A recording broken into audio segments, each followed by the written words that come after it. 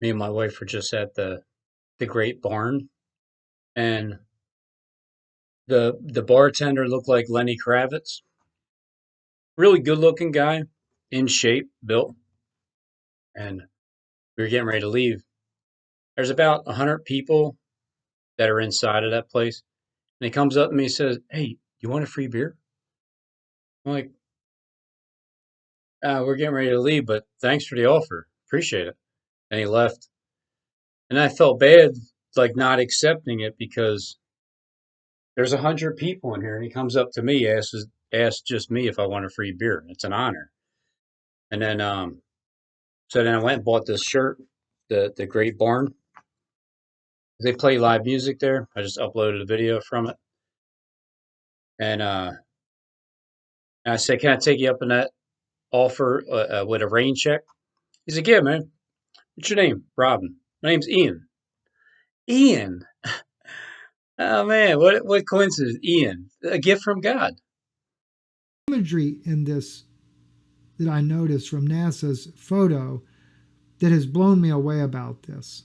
And I'm wondering if it couldn't be even a sign that we have overlooked. Um, and in fact, March by the way, when you're 18th. looking at this NASA satellite Right there. imagery here, Morocco is on the bottom, and on the top, that's Spain right there. And if you just go though, for example, to maps, I'll go ahead and go into this. Let's go to Google Maps, and you look at this very same place. Um, Mediterranean. It looks like a bear and an eagle facing off one at the other. And the mouth is open right here. I don't know if my cursor is showing on this video or not. There's the mouth is open of the bear, the nose right there, eyebrow. You might say that's the eye right there, the bear facing off. And then you have the eagle right here. The beak facing down, going back up, rounding up, and then his wing coming back like that there. You could even say way down here is where his feet are perched on something, something like that. The eagle being the United States, the bear being Russia. And Hey, Johnny, just wanted to wish you a happy birthday. This is us, Philadelphia. This is you. oddly enough, 100%. Spain No lying. Thanks, is Johnny. more on the side of Russia and Morocco on the side of the United States. Not saying specifically in this conflict, but we have seen, I believe, if I'm not mistaken, I actually found an article where Spain was not willing to condemn Russia for what's going on in Ukraine. I think that's so eerily strange, because if we try to do a blockade, if NATO does a blockade on the Straits of Gibraltar to try to stop Russia from being able to use that particular area there, it could be Russia, the United States facing off in a showdown. And that Back on April 9th, 2017.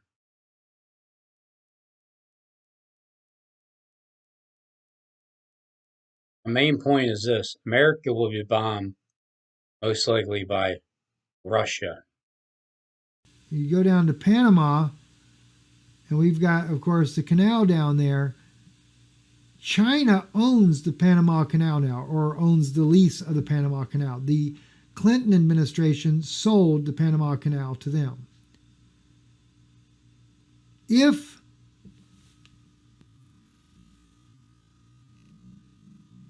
we do a blockade on the Panama Canal where you can't, Russian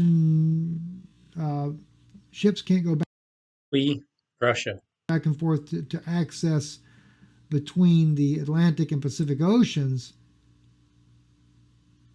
then China will justifiably say that they're going to put troops in there to keep the strait open in defiance of the United States.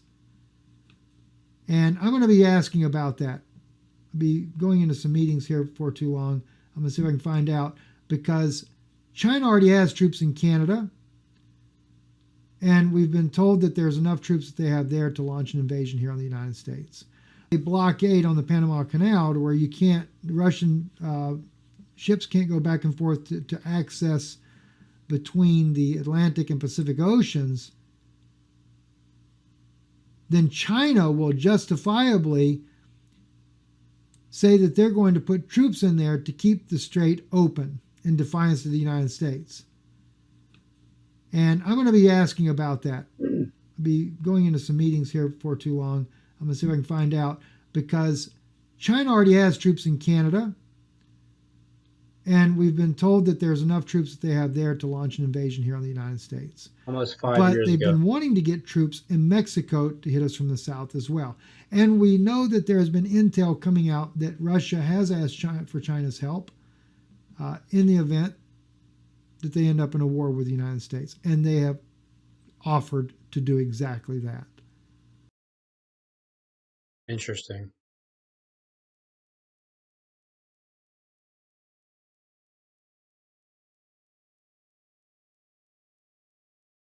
America is sitting ducks.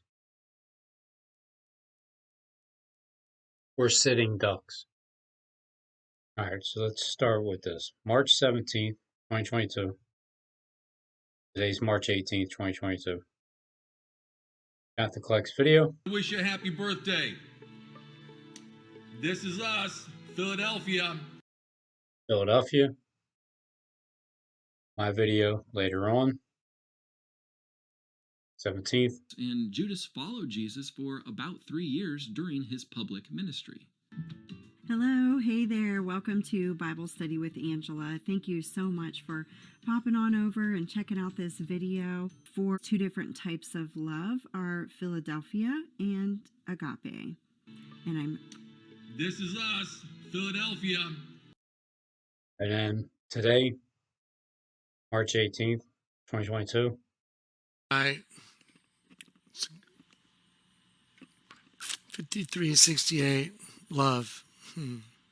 Thanks, Greg, for everything. For everybody. Thank you. Love, guys. Love. Church of Philadelphia. Philadelphia is city of love. Philadelphia. Phileo means love. I'll go with that one.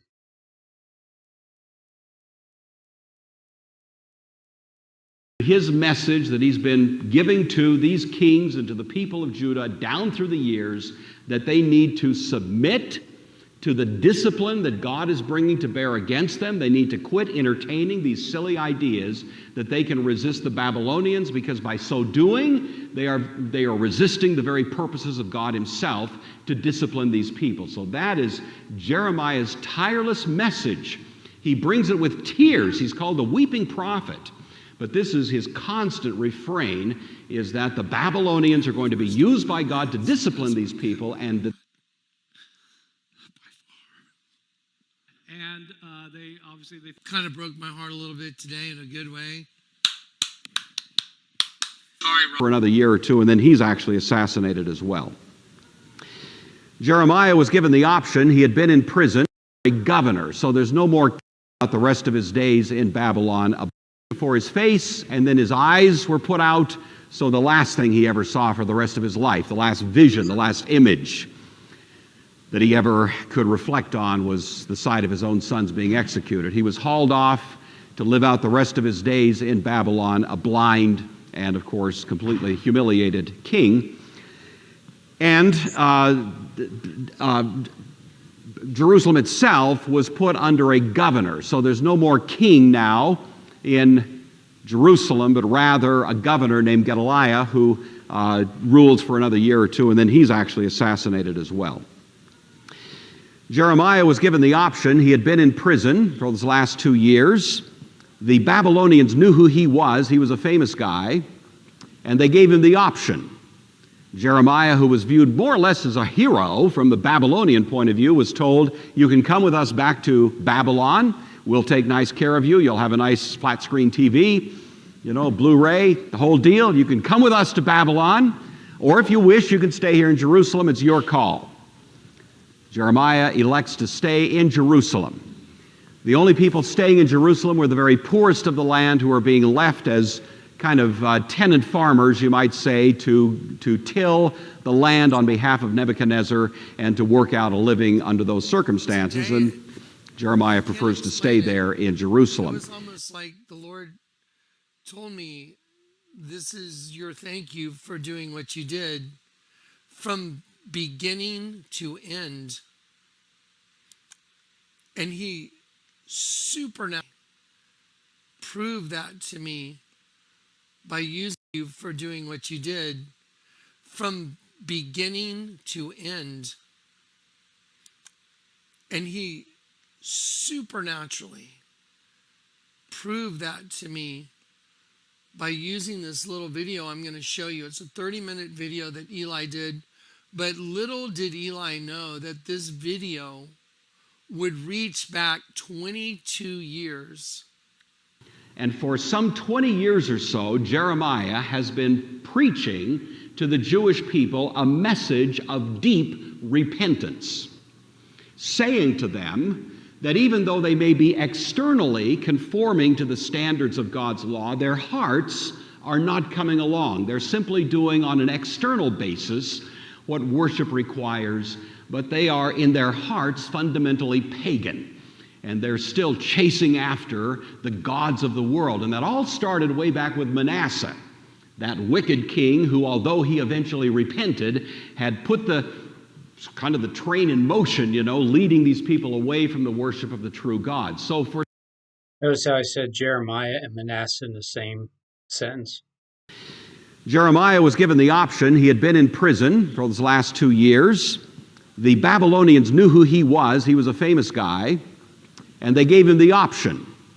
Jeremiah, who was viewed more or less as a hero from the Babylonian point of view, was told, you can come with us back to Babylon. We'll take nice care of you. You'll have a nice flat screen TV, Blu-ray, the whole deal. You can come with us to Babylon, or if you wish, you can stay here in Jerusalem. It's your call. There's one Gentile ruler in the Old Testament who's ever given the Hebrew name Messiah. Messiah. There's many people called Messiahs in the Old Testament. Only one of them is a non-Jew. Isaiah chapter. The Hebrew name Messiah. Messiah. There's many people called Messiahs in the Old Testament. Only one of them is a non-Jew. Jeremiah 575 or so. Again, we can't say with any real clarity or exactitude what it was, but sometime about 10 years before the end of his reign, he does begin to show up again in the records as doing some things. It does seem to be a different Nebuchadnezzar. Now, maybe it's just that he was older. Older kings don't go out to battle so much. They're not so excited about risking their necks on the battlefield. It's young kings, especially male kings, who like to do that. But In other words, the male king, unlike Nebuchadnezzar, likes to start wars and everything. But if you're older, like in your 60s or something, you're not looking to start war anymore. But be that as it may, Nebuchadnezzar does seem to be quieter. The end of Daniel chapter 4 records for us a remarkable prayer, which seems to reflect in Nebuchadnezzar a recognition of the true God. Well, the Holy Spirit in the Bible was represented as a dove. It's like, so when the dove lighted on Jesus at the Jordan River, that's how John the Baptist knew he was the Messiah, because the dove lighted on Jesus. And the Lord God from heaven had told John the Baptist, this is how you'll know the Messiah is there. A dove will light upon him. And he saw that and he's like, there's the Messiah. As we hear in Daniel 4 saying, and it's dripping with sarcasm, O King Nebuchadnezzar, this is it. And so, bless you and welcome to This Is It Before the Fire. Scepter of Egypt shall depart away. The pride of Assyria shall be brought down. You don't need to say anything. I just need to know that you read it.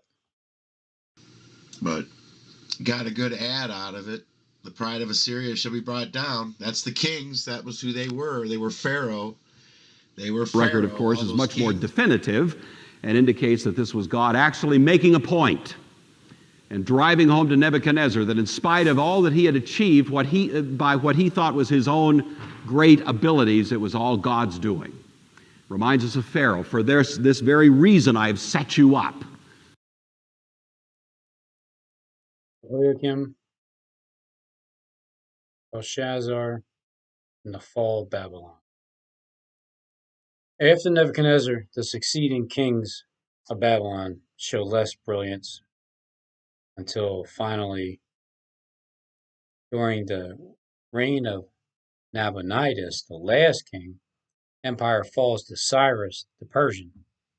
Belshazzar, the son of Nabonidus, watched in terror as handwriting on the wall declared the end of his reign. I'm the man. Don't mess with me, you know. And I'm sure it was a pretty impressive thing to see. So in 604, this is what Nebuchadnezzar is doing. Next slide. He also at this point reinstates Jehoiakim based on a renewed oath of allegiance by the Jewish king to Nebuchadnezzar. Jehoiakim is not remembered necessarily very favorably in the Old Testament. At this point, he didn't have much choice but to swear allegiance to Nebuchadnezzar, which is what he does. I'm not making this up. Last testimony from the ark. The Lord told me to put these 2 rocks in the container.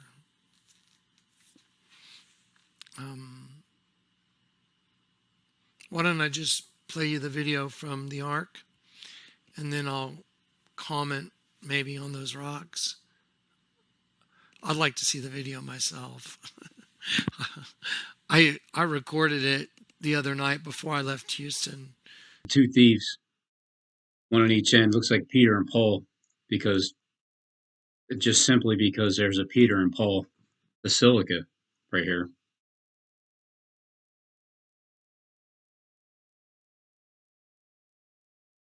St. Peter and Paul Basilica. Lord Twin told me to do it tonight. system. To make sure I did it tonight. And I'm going to play 2 Timothy 4, part of it. Okay. Right. Let me show you this. So, for the record, I believe the 2 rocks being put together is Peter and Paul. Twin system. Saul and Jonathan. For the record. Video that I made the other night. Ground, and the Lord told me pick up those 2 rocks, those 2 black rocks, and I picked them up, and the Lord said put them together, and I just thought put them together, and I literally put these 2 rocks together. They happen to be half of the same rock, and I mean I'm standing right here in this driveway that's full of base gravel. It was base times 100 trillion, and I picked up 2 half rocks, and they got put together. They were half of the same rock. But they were half of the same rock. Meaning the one portion of the rock is the same as the other portion of the rock. When Saul said, and he was mad at Jonathan, back then, saying, "You son of a perverse woman, you would make your mother upset." The mother is the one that had Jonathan as Saul. Now, but did the mother have twins? Which means coming from the male, invert, changeover, parthenogenesis, actually had Jacob and Esau. So did Saul have like Jacob and Esau? How many? Well, no, he had his oldest son was Jonathan. I don't know who his other sons were. But the 2 black rocks have been put back together.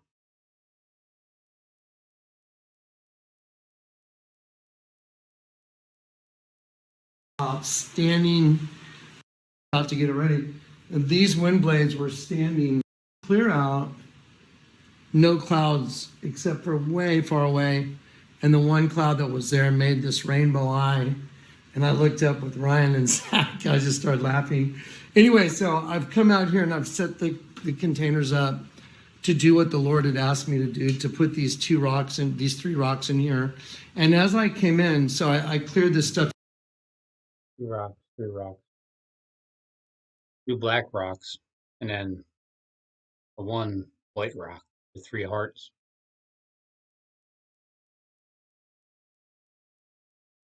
And look what happened. It fell across the door. Literally, look how it fell.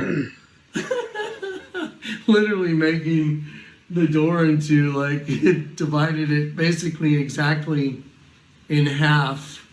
Like, let's see it? The door is divided from corner to corner in half with the V for vengeance sign. I mean, that's just crazy. That just happened. It just started raining a little bit. So what I'm going to do is I'm going to probably, yeah, you know what? 9222. And he gives them this wonderful prediction that a time is coming when the so-called messenger of the covenant, who we know of as Christ himself, is going to come as the great final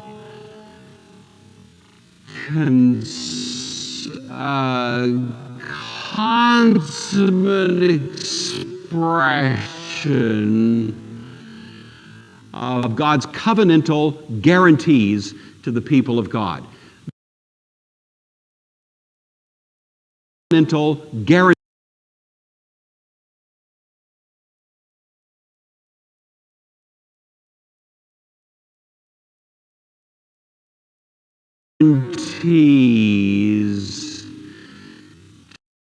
I just feel like my uncle didn't really die. I feel like my uncle, I don't know what his first name is, but he was my father's brother. My father's name was William Hugh Tees. I hear a lot of T's going on. Just a whole lot of T's mixed in here, where Nebuchadnezzar married something another a T's. It's one that is important and sometimes neglected, and so I'm trying to highlight that just to help us think about it more closely. But you know that the vast bulk of those who were the original colonists who came over either as English Puritans up in the New England area or as Scottish or Scot-Irish Presbyterians who came a little bit later and settled around Philadelphia, that was the main population that was here. There were certainly others, but they were the ones who...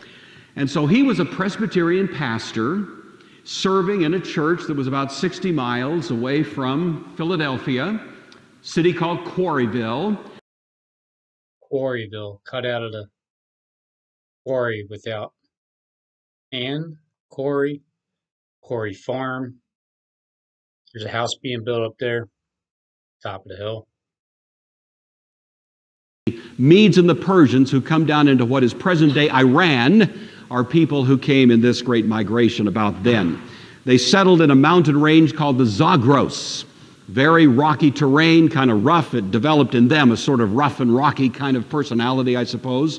That's why Amytes, the daughter of Cyaxares, the king of the Medes, was homesick when she wound up in Babylon where there were no mountains. And that's why Nebuchadnezzar built for her the Hanging Gardens that we mentioned. They settled in a mountain range called the Zagros. Very rocky terrain, kind of rough. It developed in them a sort of rough and rocky kind of personality, I suppose. That's why Amytes, the daughter of Cyaxares, the king of the Medes, was homesick when she wound up in Babylon where there were no mountains. And so he was trying to get those and trying to keep them in some degree of under control. So he launches some attacks against Media. This attack from outside caused the Medians to unite together and name one person as their leader, and that seems to be this first guy, Diocles. His son, Phraortes,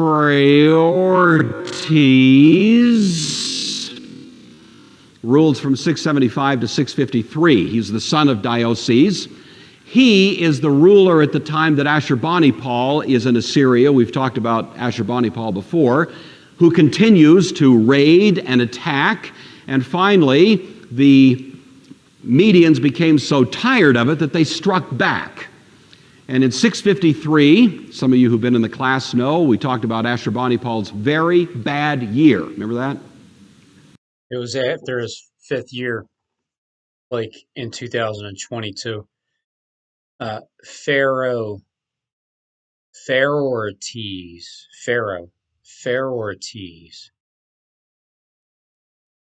I wonder how many teases are out there. I wonder if I have a bunch of cousins, like 12 of them or something, from my dad's side. My cousins from my dad's brother, which would be my uncle. Uncle, I don't know. The one that supposedly died, who was my father's twin at birth. Familiar with Daniel 9, you know it's quite a famous reference there. So roughly 500 years, 5 years, the message is saying, must go by before Messiah actually comes. In very round numbers, that's about the way it worked out. Back in 2018 was the 70th year. This is 2022. 4 years after that. So some 500 years later, we reach the time, roughly, of the birth of Messiah and the events that are alluded to there. However, the text in Daniel chapter 9 is extremely complicated, very difficult to sort out, and I'm not going to try to take time to deal with it this morning, but just be aware that there's a lot of controversy about its specific details. But the Medians became so tired of it that they struck back.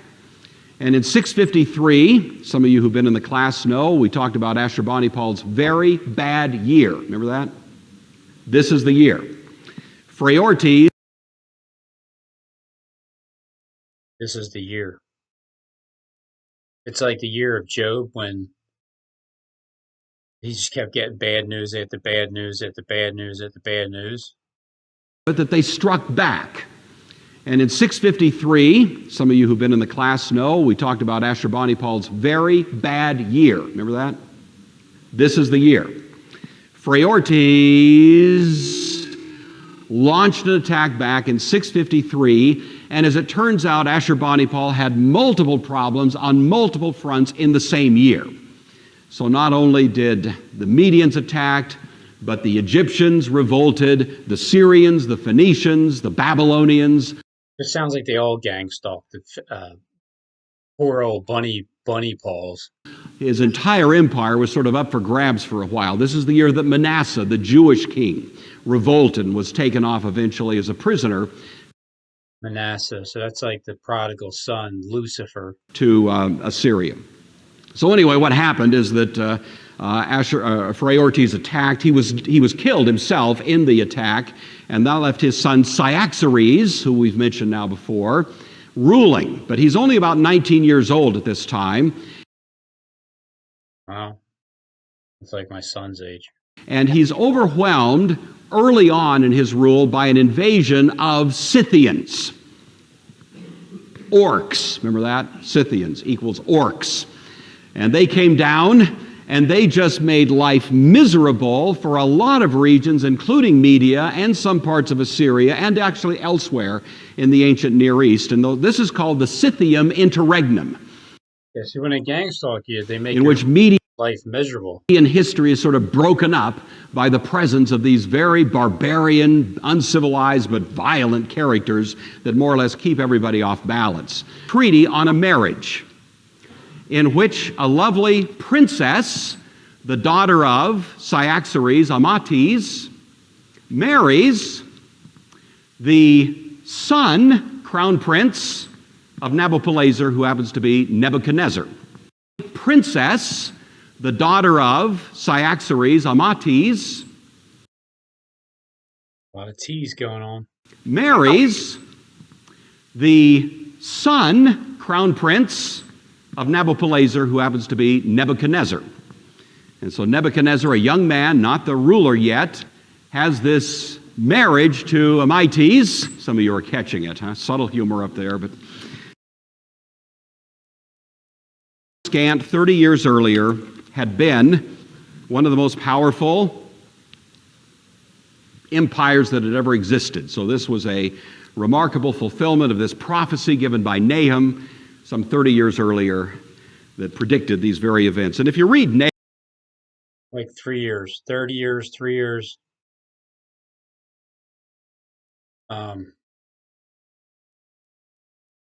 SJD said, or well, no, Terrell Blackstar said something about predicting it 3,000 years ahead of time. But it's really just 3 years. 3 years ahead of time, now everything's happening.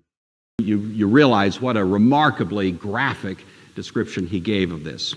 Messiah is there, a dove will light upon him, and he saw that, and he's like, there's the Messiah. When he was baptizing at the Jordan, that's when he baptized Jesus.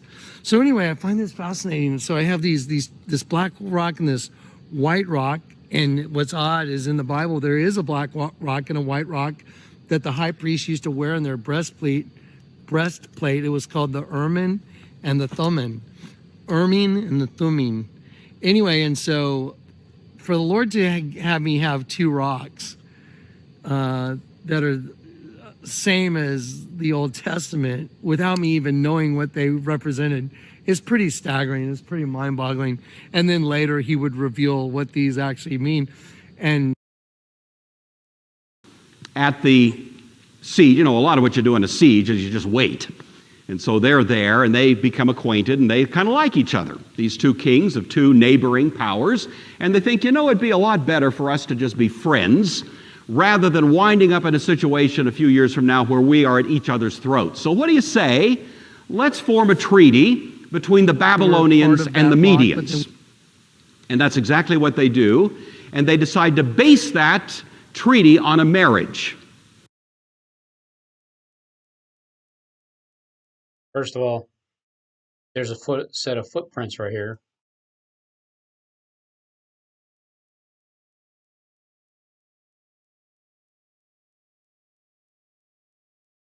Where the rocky steps are.